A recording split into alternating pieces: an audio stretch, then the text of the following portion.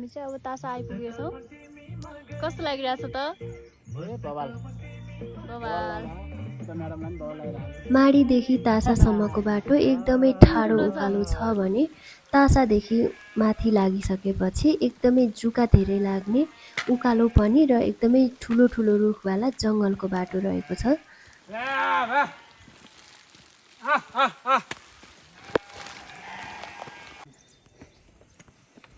कस्तो लागिरहेछ तासाबाट कोरी? हिँडाइ कस्तो लागिरहेछ? यो हामीसँग जोइन गरिरहेछ।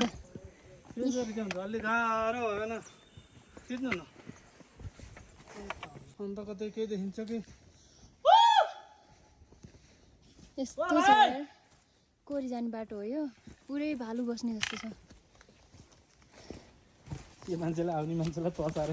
तासाबाट लगभग 3 घण्टा हिँडिसकेपछि हामी चिगा आइपुग्यौँ र चिगा आइपुग्दा लगभग 7 बजेको थियो। पानी पनि परेको थियो, त्यसैले हामी आजको रात यही चिगामा बस्यौँ। सिक्लेसबाट एकै दिनमा कोरी पुग्न पनि सकिँदो रहेछ, तर हामी हाम्रो फर्स्ट ट्रेक भएको भएर कोरी पुग्न सकेनौँ। चिगामा भने एकदमै थोरै होटल रहेको छ। धेरै जसो मान्छेहरू चाहिँ तासामै बसेर अर्को दिन कोरी जानु हुँदो रहेछ, तर हामी अलिकति भए पनि माथिसम्म जाउँ भनेर चिगासम्म पुग्यौँ। चिगादेखि कोरीसम्मको यात्रा कस्तो रह्यो त थाहा पाउनको लागि पार्ट 3 हेर्न नभुल्नुहोला।